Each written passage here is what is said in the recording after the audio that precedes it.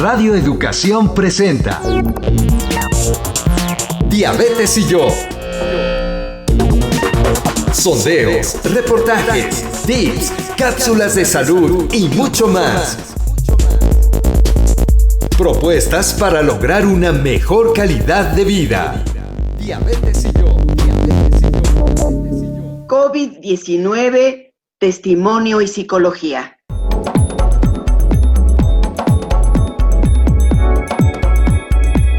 Sean bienvenidos una vez más a este programa, Diabetes y yo, propuestas que puedan mejorar nuestra calidad de vida. Nos da mucho gusto nuevamente saludarles. Estamos Gisela Ayala y María Eugenia Pulido en nombre de todo el equipo y seguimos respetando las recomendaciones de sana distancia. Estamos cada uno en nuestras casas, pero presentes para llevar hasta ustedes este programa que ha sido grabado previamente. Gisela, muy buenas tardes.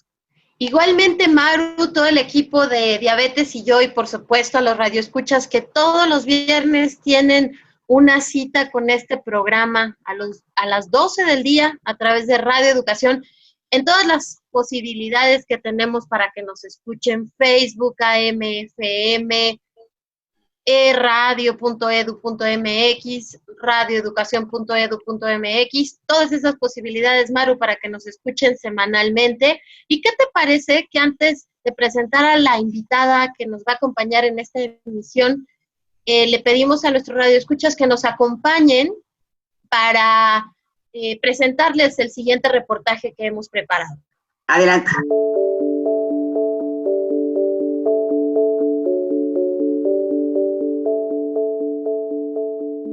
Mexicanos recuperados de COVID-19 en nuestro país. Hasta la grabación de este programa, más de 120,000 personas se han sobrepuesto a esta infección.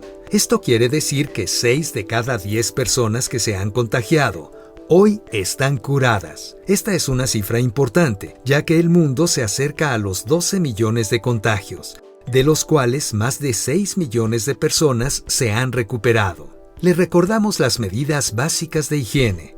Se recomienda resguardo familiar en casa para las poblaciones de riesgo, como adultos mayores o personas con diabetes, hipertensión, obesidad, insuficiencia renal, cáncer o enfermedades respiratorias. No olvide mantener la sana distancia cuando sale, al menos 1,5 metros con los demás. Use cubrebocas cuando salga de casa. Cubra nariz y boca y evite tocarlo. Y recuerde, por favor, salude a distancia. No salude de beso, de mano o abrazo. Acompáñenos en esta emisión para conocer el testimonio de personas con diabetes que se han recuperado de COVID-19.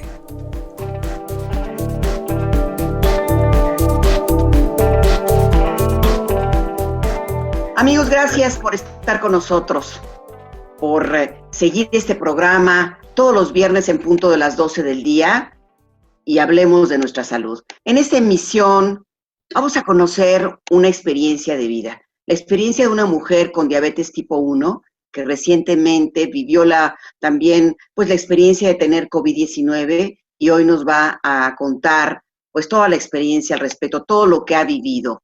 ¿Quieres presentarla, Gisela, por favor? Claro que sí, me da mucho gusto presentar a Julissa Rolón Muñoz. Ella es psicóloga clínica de la Universidad Antropológica de Guadalajara, también es educadora de diabetes y cuenta con una maestría en orientación familiar. Julissa, como hemos escuchado, vive también con diabetes tipo 1 desde hace 4 años y con base en esta experiencia, la de vivir con diabetes tipo 1, creó un proyecto de educación en línea muy bonito que se llama Diabetes Tipo Who y del cual nos va a hablar más adelante. Bienvenida, Julissa. Julissa, bienvenida. Muchas gracias, un placer estar acá con ustedes.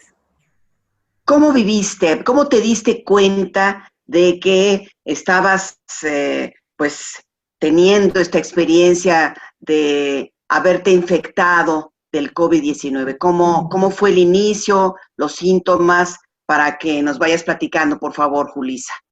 Claro, pues yo estaba bastante familiarizada con cuál era como el cuadro sintomatológico precisamente con el tema de vivir con una condición de salud, estaba muy al pendiente de tratar de investigar y saber cuáles eran los posibles síntomas que podías presentar, sabiendo pues que en el caso de que se me presentara esta situación, iba a tener que lidiar con dos condiciones a la vez, ¿no? Diabetes tipo 1 de base y COVID en segundo lugar.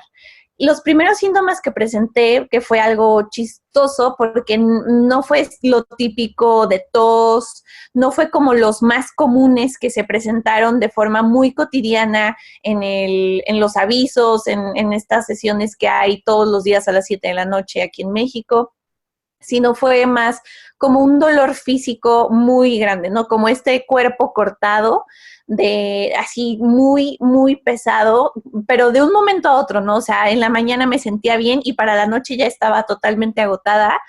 Incluso ahora en retrospectiva me di cuenta que ese día empecé a tener como un tipo de alergia en la piel, que también es uno de los síntomas más raros que se presentan con COVID y yo no lo había relacionado hasta incluso literal meses después, ¿no? Pero ese día comencé con fiebre, comencé con cuerpo cortado, pero un dolor muy, muy incapacitante, vaya, y con esta como erupción en la piel también que no se había mencionado. Entonces, pues los primeros días realmente, los 3 primeros días yo no lo había relacionado aún como tal, porque pues no era tos, no era estornudo, no era dolor de garganta, no eran los más comunes.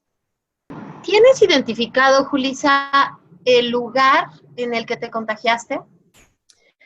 Realmente no.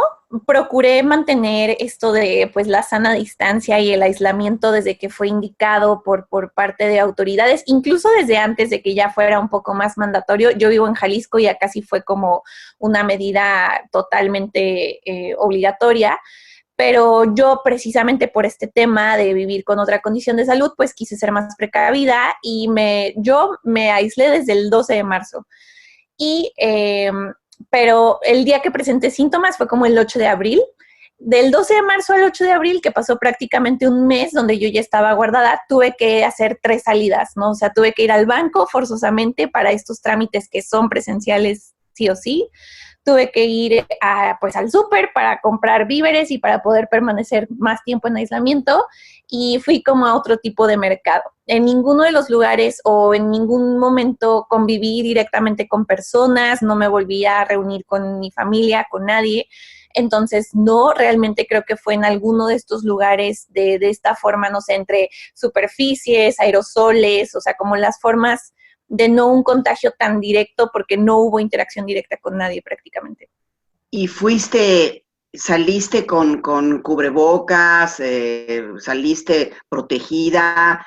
¿No te acuerdas qué pudo haber sido o te acercaste a una persona? ¿No recuerdas eso? Es que eso a veces uno no lo registra, más bien no lo registraste, ¿no?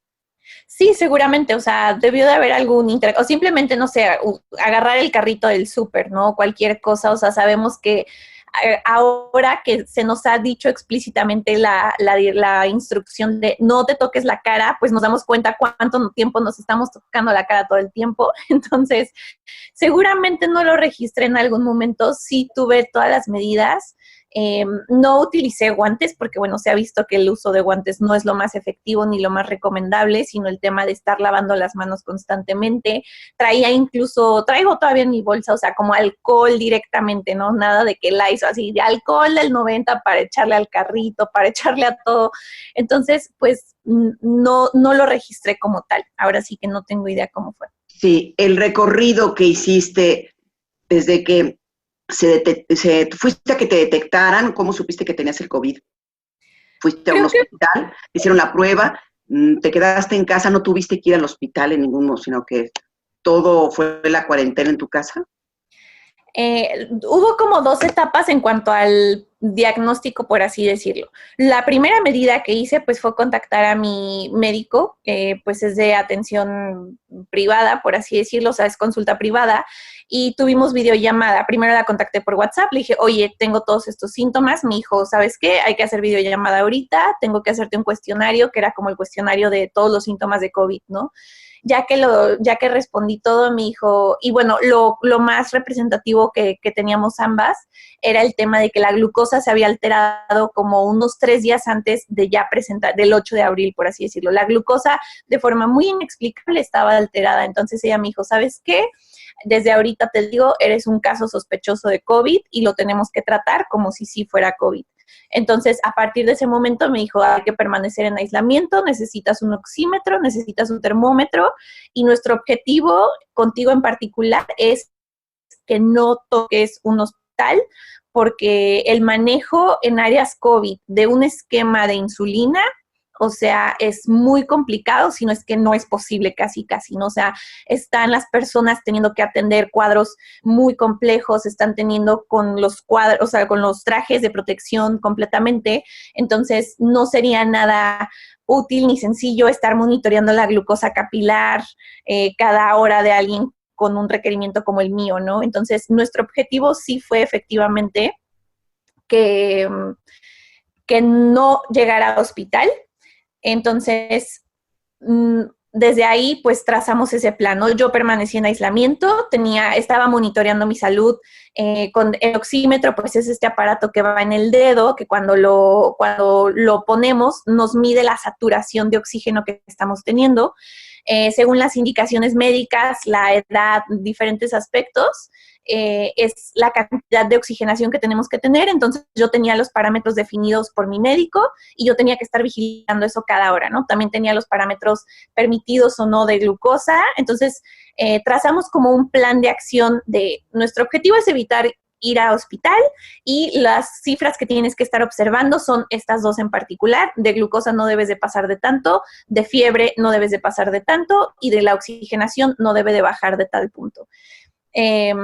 Una vez, o sea, yo contando con estas herramientas, pues literal mínimo 1 hora, o sea, una vez cada hora yo estaba monitoreando todo, estaba en constante comunicación con ella.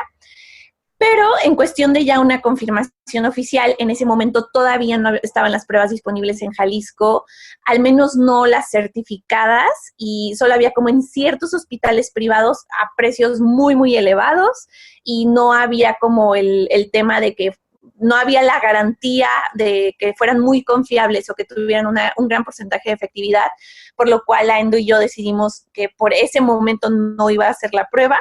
A los 15 días de yo estar con el cuadro, por fin se libera aquí en Jalisco que por parte del Hospital Civil y la Universidad de Guadalajara se iban a realizar las pruebas. Hicieron un call center, llamabas, te hacían un cuestionario y ya te asignaban una cita para ir en carro. La verdad que el proceso fue bastante efectivo. Todo como con todas las medidas de higiene, todo muy organizado, como era por citas, pues no había aglomeración de gente, no te tenías que bajar del carro. La prueba en sí fue terriblemente invasiva, o sea, me lastimó muchísimo la nariz, fue el hisopado, fue nasal, fue en las 2 fosas nasales y en la garganta. La verdad sí sentí que me lastimó bastante porque, o sea, pues ya tenía en ese momento inflamado, irritado, la febrícula, todo.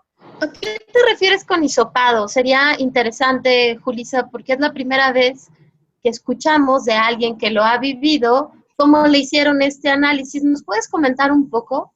Claro, literalmente como los hisopos con los que nos limpiamos las orejitas, son así, solo que mucho más largos. Entonces, el objetivo de introducirlos hasta la parte más posterior que alcanza, o la parte posterior de la garganta y de la nariz, es como recoger una muestra del flujo nasal, del flujo que tienes en la garganta, porque ahí es donde presuntamente se está almacenando el bicho, ¿no? O sea, el virus. Entonces, ellos tienen que llegar hasta ese punto para corroborar que efectivamente, o sea, recolectar la muestra justo a ese punto, lo cual es bastante incómodo, porque pues es un punto que usualmente pues no está estimulado con nada, ¿no? Entonces me advirtió el señor que sí tenía el traje completo, me dijo, pues te puede dar tos, te puede dar por estornudar o te puede dar asco, ¿no? Como arcadas. Pues me dio las 3, entonces fue un poco, me advirtió, me dijo, tienes que tener listo un Kleenex para si toses o estornudas, taparte inmediatamente con eso, ¿no?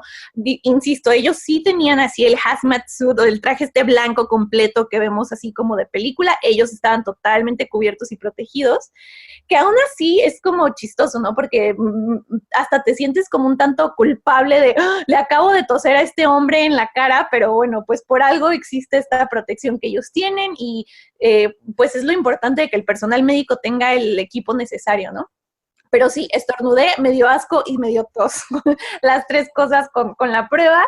Y una vez que ellos ya recolectaban la muestra de ambas fosas nasales, de la garganta, que ya le tosí, estornudé y todo, fue como, bueno, eso es todo, literal, es bastante rápido el procedimiento. Ellos, desde el call center me daban un número de registro, por así decirlo, entonces ya todo se iba a manejar con ese número de registro y la indicación fue, cuando te vamos a hablar, si es positivo y si es negativo no te hablamos. Lo cual era como pues muchísima incertidumbre, ¿no? Porque tenían un tiempo de respuesta desde 24 a 72 horas, entonces pues era estar 72 horas así, aunque honestamente yo en lo personal pues no tenía mucha duda. Sí, o sea, generaba muchísima preocupación ese estadio, ¿no? O sea, no había...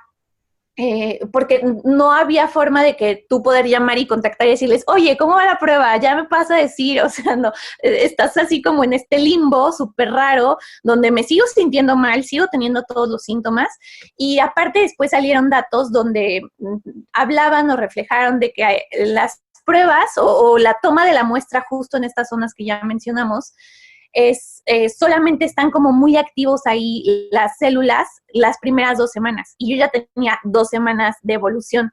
Entonces también sabía como esta probabilidad de que saliera negativa, o sea, había como muchos temas respecto al manejo de las pruebas y a los resultados y así como un tanto, entiendo quizás que para el gobierno era un tema de efectividad, de solamente vamos a dedicar los recursos y el tiempo a contactar a quien sí sea positivo, pero pues también si eres negativo, pues quieres saber que eres negativo, ¿no? O sea, y no solo en una llamada, incluso en un correo, con algún código, alguna confirmación. En ese momento no estaba, me parece que en este momento ya sí es así, incluso te mandan un correo con el resultado del laboratorio y todo, pero a mí me tocó literal ser la primera tanda, ¿no? Entonces todavía no estaba como tan organizado. Pero al menos en cuestión del procedimiento y ellos pues fueron muy respetuosos, muy eficaces, todos estaban protegidos y fue lo menos desagradable posible. Julissa, por tu condición de vivir con diabetes tipo 1, sí me gustaría preguntarte, ¿no hubo ninguna complicación por el hecho de tú tener esta condición de salud previamente y luego también concursar con el COVID-19, ¿no se te complicó? Nos gustaría saber físicamente y en la cuestión de tus antecedentes, si hubo alguna complicación especial. Sí, definitivamente, la verdad que sí fue todo un reto y creo que también fue como un análisis bien interesante donde pues yo estoy muy acostumbrada a darle prioridad absoluta a la diabetes, ¿no? Así como, pues solo lidiar con eso, solo fijarme en los rangos de glucosa, en las cantidades de insulina y decir como, ay, estoy teniendo este otro virus que tengo que atender estos síntomas, es como, no, mientras mi glucosa esté bien, puedo manejar los otros síntomas, ¿no? Que creo que también era más un aspecto mental de la costumbre, de la relevancia de decir, sí, glucosa, glucosa, glucosa, pero o sea, tuve como, en este periodo que les comento, prácticamente estuve un mes completo con síntomas y estuve un mes en cama, ¿no? Así totalmente. En las 2 primeras semanas, la glucosa su comportamiento fue muy errático, o sea, muy para arriba, muy para abajo, la fiebre sí estaba más alta, y justo porque también se habla mucho como pues en la comunidad, en todo lo que sabemos así de forma más popular, es que el cuadro dura 15 días, ¿no? Entonces es 15 días, entonces pues yo también estaba un poco con la esperanza de 15 días, pero realmente ya que vi que se acercaban los 15 días fue que esto no se va a ir a ningún lugar ahorita y mejor me voy haciendo la idea, ¿no? Entonces ya hablé con la endo y me dijo de que es que no, o sea, relájate, si es pasión que se te quite y hay que seguirle dando, ¿no?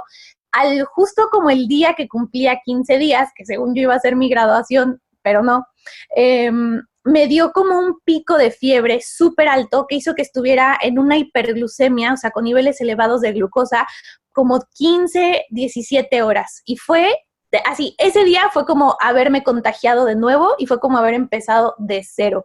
O sea, haber tenido ese estado de glucosa alterada tanto tiempo fue como si hubiera bajado todas mis defensas y todos los síntomas que ya medio se habían ido algunos o algunos que no había presentado para nada, así se exponenciaron y se pusieron muy intensos. Entonces, creo que a partir de ese momento fue muchísimo más complejo, ya no solo el tema del manejo de la glucosa, sino el tema mental y emocional de ver la glucosa totalmente alterada empezó a ser muy, muy desgastante, porque era como esta frustración de la inhabilidad de estoy haciendo todo lo que sé hacer y no estoy viendo los resultados que tendría que ver, ¿no? O sea, estoy muy consciente de que no tendría que estar en hiperglucemia, sin embargo lo estoy y no sé cómo lidiar con esto, ¿no? E incluso, o sea, tuve la verdad que me sentía bastante bien acompañada por mi endocrinóloga, porque ella también tiene la especialidad de internista. Entonces decía, bueno, si todo falla, o sea, ella quizás va a poder atenderme en un hospital, ¿no? Que claro, también todo era muy incierto, qué hospitales son COVID, cuáles no, si ella iba a poder entrar o no. O sea, obviamente sí era muy angustiante el tema de ¿qué va a pasar con mi diabetes? O sea, me vale el COVID. ¿Qué va a pasar con la diabetes? ¿Qué va a pasar con mi glucosa?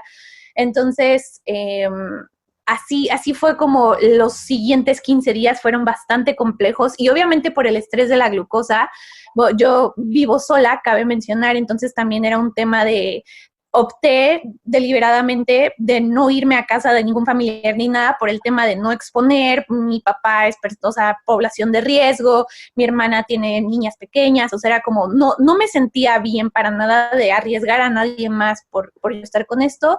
Y pues tenía claro el plan de acción. Oye, nada más una cosa, pero sí te confirmaron, es que nos quedamos en que sí te hablaron por teléfono para confirmar. Perdón, sí, sí, me hablaron como a las 72 horas casi, me dijeron, sí, tienes COVID, permanece en casa, y ya. Esa fue la indicación por parte del gobierno, ¿no? Fue como, tienes COVID, permanece en aislamiento. No, cuando fui es importante, cuando fui a que me tomaran la muestra, que hicieran el hisopado, me entregaron como un panfleto. Entonces, en el panfleto literal decía, los síntomas son estos, en caso de que seas positivo, estas son las medidas de higiene que se deben de mantener, o sea, un tema como de si vas a estar en casa con más personas, no utilices los mismos utensilios, saniticen todo, estén desinfectando todo. Y cuando me hablaron por teléfono para decirme, sí, eres un caso positivo de COVID, me dijeron, oye, ¿te acuerdas del panfleto que te dimos aquí? Sí, ok, pues léelo. Esas son las indicaciones. Eso. Por parte de ellos, esa fue la interacción, ¿no? Y ahí terminó el tema. Ya no hubo más. Julissa, ¿y en qué momento empezó a retomar? Bueno, para quienes no conocen a Julissa y es la primera vez que la escuchan, Julissa es una mujer, así como lo dijo, muy dedicada a aprender de diabetes, a ponerlo en práctica y es como muy perfeccionista con sus niveles de azúcar en sangre y en general muy perfeccionista con la vida. Pero, ¿cómo fuiste manejando? ¿Cómo te ayudó ser psicóloga? ¿Cómo fuiste manejando la angustia? Y segundo, ¿cuándo empezaste a sentirte mejor? Bueno, creo que el tema de ser psicóloga y cómo eché mano de eso fue un poco, aquí también como el sentido de la comunidad, ¿no? Estuve platicando mucho con dos amigas que viven con diabetes tipo 1, que son colegas también, amigas de Gis también, y justo una de ellas vive en Estados Unidos, lo cual sabemos que en este tema de pandemia iban adelantados ciertas semanas, ¿no? Entonces teníamos un poco la ventaja de ir viendo como cuál iba a ser la tendencia y qué era lo que iba a pasar. Y entonces los médicos tratantes de allá, de personas con diabetes tipo 1, empezaron a manejar el discurso, que también fue un tanto polémico, pero fue, o sea, el tema no va a ser si te va a dar o no, sino cuándo te va a dar. Entonces, creo que la primera vez que escuché eso y que hablamos eso fue como muy impactante porque fue como, no, o sea, todo lo que estamos haciendo es para que no nos dé, ¿no? Todo lo que es el aislamiento y esto, pero no, o sea, ahí fue donde la diferencia de este tema de aplanar la curva era solo no saturar, el sistema médico. Entonces, eso me cambió muchísimo la mentalidad y se generó como un nuevo paradigma en mi mente de, ok, tengo que lidiar y afrontar la realidad de que lo más seguro es que me va a dar y estar preparada para que eso suceda y qué voy a hacer con eso. Bueno, este programa, como ustedes saben, es grabado previamente y es el momento de hacer una pequeña pausa en esta interesante plática, experiencia de vida de nuestra invitada Julisa Rolón, psicóloga y que también vivió esta experiencia del COVID-19 por su condición también de diabetes tipo 1, pero les invitamos, amigas y amigos, a que nos sigan en las cápsulas, en la información que siempre genera este programa, y ha llegado el momento de escuchar muy atentamente las recomendaciones de nuestra nutrióloga de cabecera, Mónica Hurtado. Consejos de salud para una mejor calidad de vida.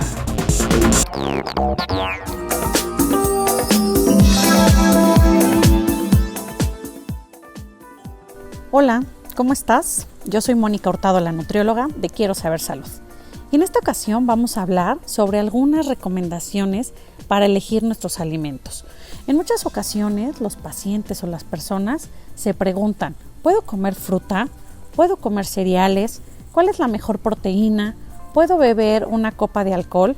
Y estas pues nos van a ir contestando según el control que tú tienes de tus niveles de glucosa. Recordemos que todo plan de alimentación es individualizado y personalizado. Lo que nosotros ofrecemos en estas cápsulas son recomendaciones generales que sin duda tienes que consultar con tu profesional de la salud. Sin embargo, podemos decirte que de manera general el tener diabetes no nos condiciona a que tú comas una cantidad de alimento diferente a la que va a consumir los demás integrantes, o que para ti te tengan que preparar un guiso diferente y los demás otros. No, podemos comer todos del mismo tipo de guisado. Lo único que va a cambiar pues es la cantidad que cada integrante va a consumir de este mismo. También pues obviamente lo más importante es saber cuánto comer, en qué momento y cómo combinarlo. Así bien, hay algunos consejos que nos pueden ayudar de manera sencilla a elegir estos alimentos. Recordemos que los hidratos de carbono hay simples, ¿no? Y hay complejos. Los simples, como su nombre lo dice, pues incrementan de manera más rápida nuestra glucosa en sangre porque los digerimos de manera más rápida. Y los complejos pues van a tardar un poquito más en la digestión y por resultado nos van a incrementar la glucosa a mayor, digamos, nos van a dar más tiempo para que no nos incremente esta glucosa tan rápido, ¿no? Todos los alimentos en su mayoría contienen hidratos de carbono, principalmente los cereales, las frutas, las verduras en menor cantidad y los que están exentos, digamos, de manera natural o de origen son las proteínas y son las grasas. Entonces, los hidratos de carbono pueden elevar la glucosa en sangre. Por eso es tan importante que conozcamos la cantidad de hidratos que contiene cada uno de los alimentos. Entonces, hay algunos alimentos como aquellos que contienen proteínas, como son la carne, los sustitutos de carne, digamos, o de proteína vegetal, como son la soya o los quesos, pueden ser excelentes fuentes de proteína. La mayor diferencia entre los alimentos en este grupo es cuánta grasa saturada o grasa total van a contener. Por eso debemos de buscar productos de origen animal con menor contenido de grasa, ¿no? que son, digamos, los magros, aquellas carnes que podemos encontrar como es el pescado o la pechuga de pollo o la carne de cerdo, ¿no? Es una carne magra, casi no contiene grasa. Sin embargo, hay otras carnes que contienen pues entre el cuerito o que tienen grasa entre los tejidos. Esos hay que cuidar su consumo.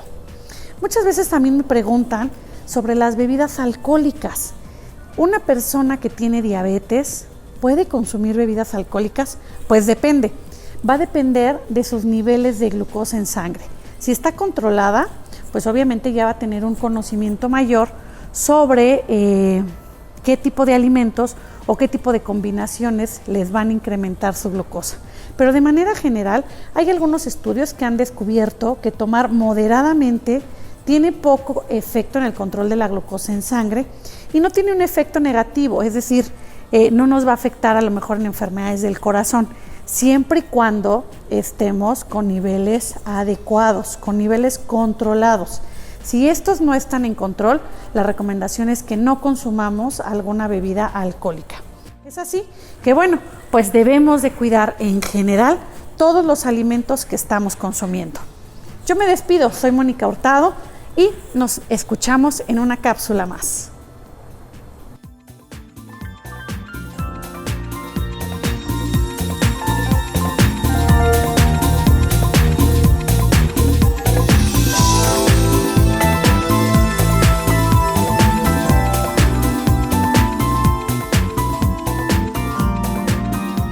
En abril pasado, nuestra entrevistada Julissa Rolón, psicóloga, estamos platicando con ella y está desde Guadalajara, Jalisco, tuvo COVID-19 y nos está contando su experiencia como paciente con diabetes tipo 1 y también como psicóloga. Ahora, también muchas veces, querida Julissa, pues como el psicólogo es difícil porque lo puede aplicar más fácilmente con sus pacientes, pero cuando es una misma la que está viviendo una experiencia muy, muy difícil que tú ni te imaginabas que la ibas a vivir, me imagino que pues la teoría está bien, pero en la práctica ahí es donde tuviste que echar mano de muchas cosas, ¿no? De mucho control, de mucha ecuanimidad, si vale la pena decir esta palabra, Julissa. Sí, de hecho creo que esa palabra me gusta demasiado, ecuanimidad. Creo que es algo que efectivamente, como acabas de mencionar, no es lo mismo, no es tan sencillo como autoterapearte, aunque efectivamente sí tengo muchas herramientas, pero creo que ahí también es donde tenemos que saber constantemente como tener un inventario de los recursos que tenemos, ¿no? O sea, para cuando no funciona uno, que funcione el otro, que funcione el otro. Por ejemplo, yo disfruto muchísimo de leer, ¿no? Y es como un tipo de terapia para mí, pero me sentía tan mal que claro que mi vista ni se enfocaba, no me daba la atención, no me daba la vida, entonces era como, pues no puedo hacer eso, ¿no? Entonces, pues ya me iba a la sala, veía las plantitas, o sea, como tratar de algo que, bueno, fue lo que creo que más de los principios estoicos de filosofía antigua y todo demás que pude poner en práctica fue como un día a la vez, ¿no? O sea, así como este momento, así el aquí y el ahora, budismo zen, como sea y como queramos llamarle, pero ir lidiando con una de las cosas que se iba presentando. Creo que el día donde sí ya de plano exploté un poco fue cuando el día que, o sea, pasó el mes y sí hubo como un cambio muy notorio en el cuadro, pero lo que siguió el mes nuevo fue, se sostuvo la febrícula y la glucosa seguía loquísima. Entonces, el día que cumplí 2 meses con febrícula, o sea, ese día sí ya estaba que me quería aventar por la ventana. Así estaba súper saturada, muy abrumada, porque creo que fue la primera vez que me permití preguntarme ¿hasta cuándo va a durar esto? O sea, ¿de qué se trata? Las noticias siguen diciendo que el cuadro dura 15 días, pero yo estoy viendo que no es cierto, entonces ya tengo otra cosa, ¿qué me está pasando? ¿Me va a dar algo más? O sea, ya como que todos estos pensamientos más, pues, paranoicos, de incertidumbre, ahora sí ya me atacaron, ¿no? Que claramente también ya era un desgaste físico totalmente marcado, o sea, 2 meses sin dormir bien, sin comer bien, con todos los síntomas físicos, el desgaste, la glucosa por todos lados. Entonces, pues, ahí sí también era como, pues, hablarle a mis sobrinas, ¿no? Y de que hay verlas, entretenerse, y a veces también era el tema de, pues, no quiero hablar con nadie y darme ese espacio y no contestarle a alguien también.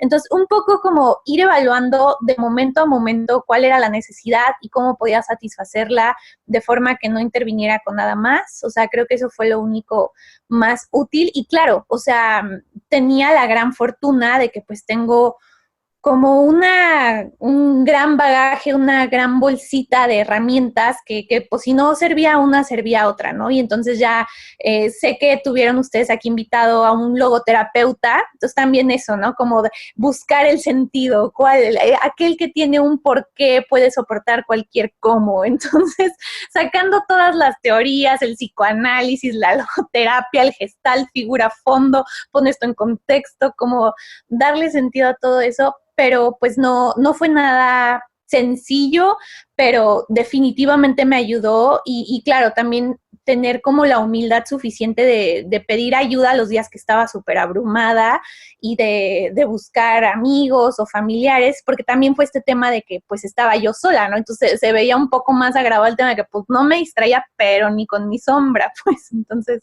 fue curioso. A Julisa le decimos de cariño.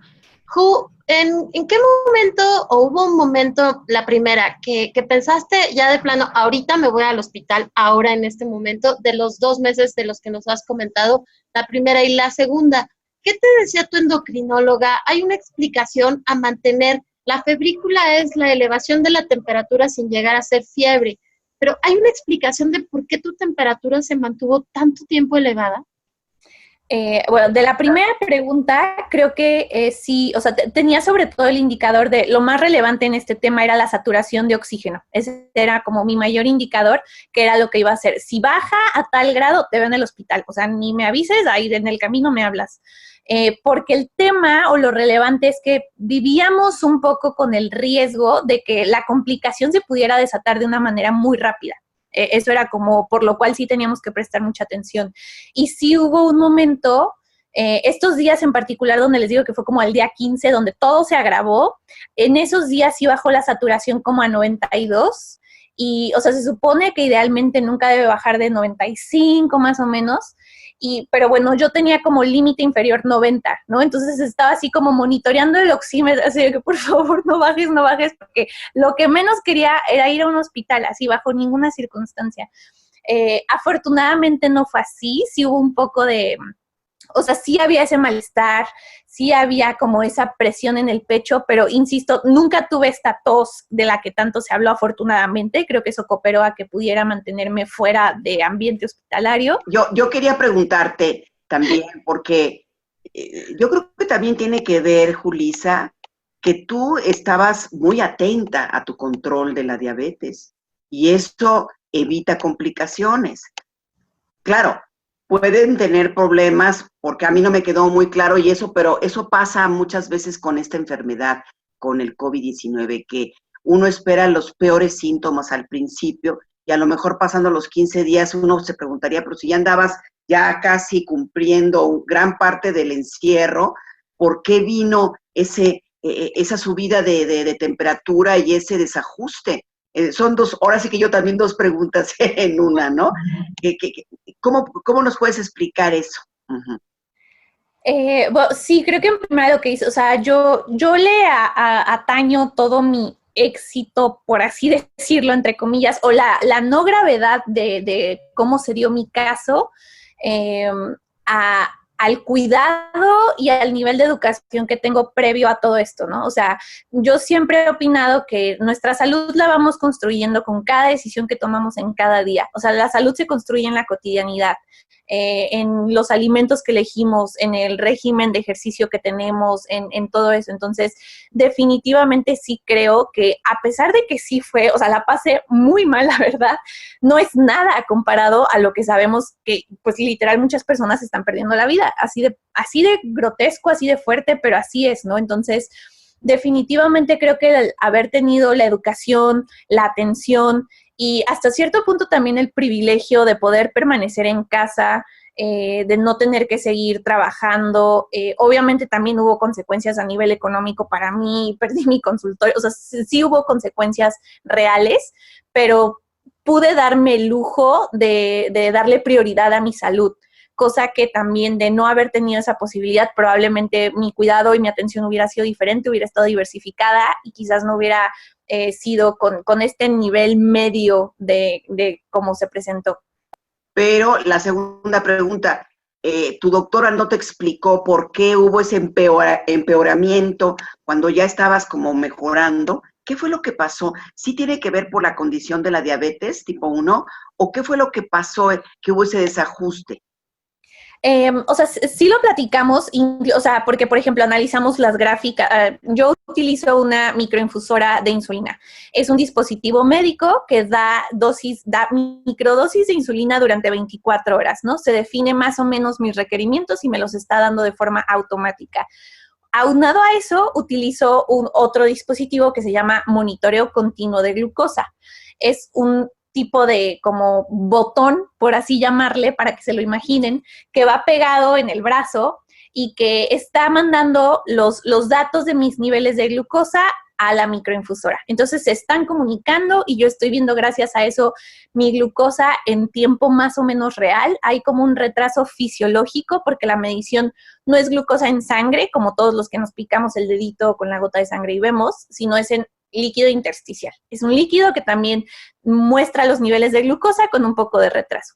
Entonces, yo tengo mi glucosa graficada de cada 24 horas de todos los días que yo traigo puestos estos dispositivos. Junto con mi endocrinóloga analizamos eso y pues lo único, o sea, fue literal un tema como, ¿qué fue primero el huevo o la gallina? O sea, ¿qué fue primero la hiperglucemia y que eso hizo que subiera la fiebre? ¿O qué fue primero la fiebre y eso hizo que subiera la hiperglucemia? Y que al estar en este estado con la glucosa tan alta, o sea, bueno, es muy alta para mí por los rangos donde suelo manejarme, pero eran niveles como de 350, 360, que pues sí es bastante alto, y más con todos los otros síntomas, pues, o sea, es sentirte morir, ¿no? Entonces, literal, no supimos qué fue, pero lo adjudicamos al tema de sí, vivir con diabetes y como el tema de cómo la convivencia de dos condiciones y la comorbilidad generó esta complicación. O sea, de cómo sí efectivamente ya parecía, pero al haber un desajuste tan marcado en la glucosa, pues todos, o sea, como que los virus que medio estaban ahí latentes, pues se volvieron a activar. Porque efectivamente sabemos que ese es el nivel de vulnerabilidad que enfrentamos cuando vivimos con diabetes y cuando nuestra glucosa está fuera de rango. Somos mucho más vulnerables a infecciones de todo tipo y a que nuestros procesos de curación se vean totalmente alterados, a que nuestro cuerpo no esté optimizando sus procesos como podría. Y es que ese es el riesgo, ¿no, Julissa? No solamente ante COVID, ante cualquier infección, una persona que vive con diabetes, pues se hace ese círculo vicioso. Si tienes los niveles de manera permanente, los niveles de azúcar o glucosa en la sangre elevados, que es una hiperglucemia, pues eso te hace un poco más susceptible de adquirir una infección y que esa infección se haga más fuerte. Pero si tienes los niveles de azúcar o glucosa en la sangre bien controlados y tienes una infección, de todas maneras se van a subir los niveles de azúcar en la sangre. Eso como una ley. Entonces, estabas preparada. Yo creo que la parte más importante es que te fuiste preparando y me parece que tú eres de estas personas muy afortunadas que tienen la posibilidad de una comunicación directa con su médico, ¿no? Porque tuvimos un programa recientemente con el Instituto Mexicano del Seguro Social en el que también ellos nos decían, tenemos una línea de atención, tenemos correos electrónicos, hay como muchas cosas que se están haciendo como estrategia para atender a los pacientes con diabetes y COVID o solo con diabetes. Sin embargo, pues aquí tú tuviste esa posibilidad de una atención 1 a 1 con tu endocrinóloga privada. Eso está súper bien, ¿no? Sí, definitivamente creo que es, o sea, es absolutamente un privilegio y un lujo, pues, el que yo tuve y eso marcó totalmente la diferencia, incluso hasta como del nivel de tranquilidad para mi familia, ¿no? De saber que yo estaba aquí sola, pero, o sea, casi, o sea, cuando tenía videollamada con la doctora, grababa la videollamada y se las mandaba a ellos para que escucharan como lo que habíamos platicado, qué había pasado, cómo era. Pero sí, obviamente eso hizo una diferencia enorme, el poder estar, por así decirlo, reevaluando la estrategia mínimo cada 3 días, ¿no? O sea, con esto que fue un cuadro súper cambiante. Entonces, lo que nos queda claro es que por la misma condición de la diabetes, aunque estén bien los niveles, te cuides, esté bien la persona, puede complicarse el hecho de adquirir el COVID-19. Pero las personas, y eso hay que decirlo, aunque puede sonar drástico, las personas que lamentablemente se han complicado o que han fallecido, pues son personas que ya de antemano, eso lo ha dicho muy claramente el subsecretario de Salud, cuando ya vienes con una condición, un descuido, estás con obesidad, no tienes el control de la diabetes, además tienes hipertensión, todas estas comorbilidades, pues sí nos acercan a que se vuelva mucho más peligroso el adquirir el COVID-19. Es un comentario que yo quería hacer, ¿no?, a ustedes. Sí, definitivamente. O sea, les podría decir incluso que ese día que donde hubo como este pico de hiperglucemia y de fiebre y de todo, fue cuando dije, ahora entiendo así totalmente por qué las personas con diabetes, con estos niveles de glucosa, les va como les va. O sea, fue como muy drástica la diferencia de cómo se sentía el virus con niveles más o menos saludables a niveles fuera de rango, y que lamentablemente sabemos que en México pues hay muchísimas personas que ni siquiera sabían que tenían diabetes. Sabemos que muchas de las personas que viven con diabetes tipo 2 no están diagnosticadas y que pues por la evolución natural de la enfermedad no se dan cuenta hasta que ya tienen muchos años de evolución. Entonces, creo que sí, definitivamente este tema de el cuidado, o sea, como comentó Gisela hace un momento, ¿no? Teniendo diabetes, cualquier episodio de alguna infección o virus, bacteria, lo que sea, va a incidir y va a alterar nuestros niveles de glucosa. Pero si aparte nosotros ya de antemano o de base teníamos los niveles alterados, pues estamos en un terreno muy álgido para que el virus se siga desatando y que se siga generando o complicando más. Bueno, pues les pedimos que no se vayan, amigas, amigos que están siguiendo este programa. Vamos a compartir con ustedes, como siempre, cuando va ya en evolución este programa casi al final, nuestra sección de glosario, que son esos términos médicos que no estamos muy acostumbrados a escuchar, que los emiten generalmente los médicos y que a veces nos quedamos de a 6. Bueno, ¿qué está diciendo el doctor? Vamos con este glosario médico.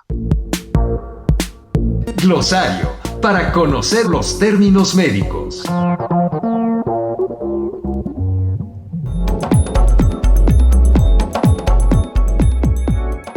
Glucosa es una forma simple de azúcar que actúa como combustible para el organismo. La glucosa se produce durante la digestión de los carbohidratos y llega a las células a través de la sangre.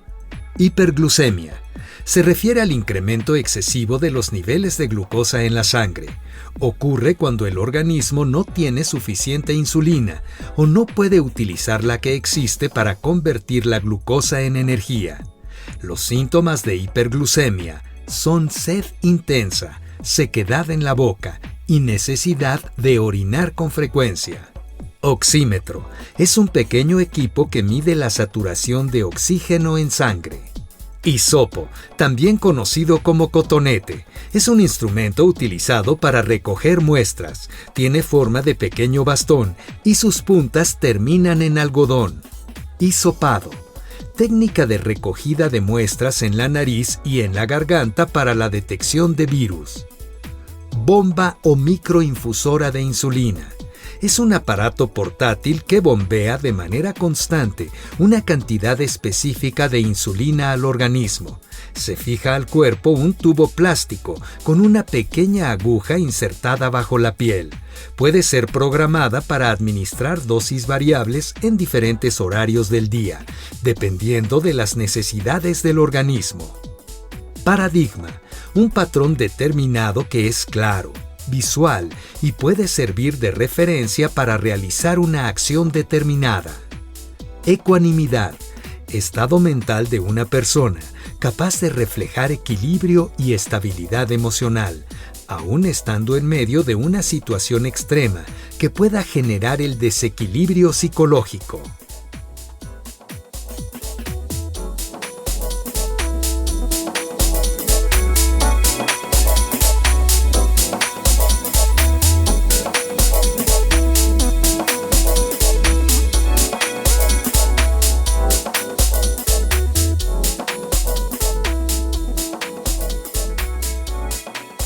Julissa, y cuando ya te recuperaste, cuando viviste esta experiencia, pues fuerte, y ya nos estás platicando, pero que sin embargo te fue bien, te fue muy bien, te recuperaste, te fue muy bien.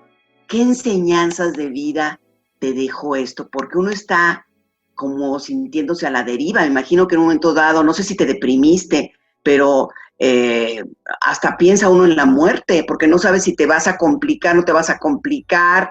Esa experiencia debe haber sido muy importante con todo esto que también mencionaste de la logoterapia y del budismo zen y de todos estos elementos que te sirvieron también para la resiliencia, se usa mucho este término, ¿no? De recuperarte y de recuperarte tú misma en toda la integridad.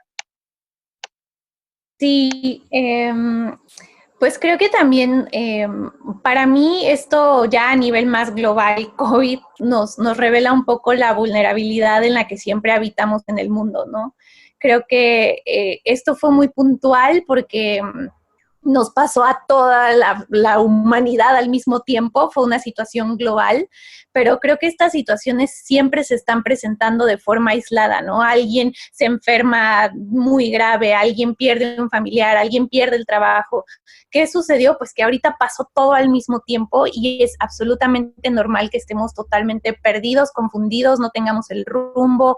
Ha ido modificándose y evolucionando de forma muy extraña esto, donde al principio era solamente van a estar guardados 3 semanas y ya vamos en 100 días y no vemos para cuándo, ¿no? Y vemos rebrotes y entonces creo que los aprendizajes es un poco como enfrentar y aceptar que la vida siempre es así de incierta, o sea, que la incertidumbre es la norma realmente y que tenemos que hacer lo mejor que podemos con lo que tenemos, ¿no? Y también creo que para las personas que vivimos con una condición de salud, para mí la otra gran lección es hacernos responsables y hacernos protagonistas de nuestra condición de salud. Sé que viviendo en México no favorece absolutamente nada el sistema de salud público, es insuficiente, lamentablemente esta situación también lo ha demostrado. Entonces, pues aunque no es lo justo si a eso vamos, aunque no es lo que debería y aunque el gobierno sí nos debería de proveer de la educación, de las herramientas, de los insumos que necesitamos, pues ahorita todavía no es real eso. Entonces, ¿qué podemos hacer desde la iniciativa social?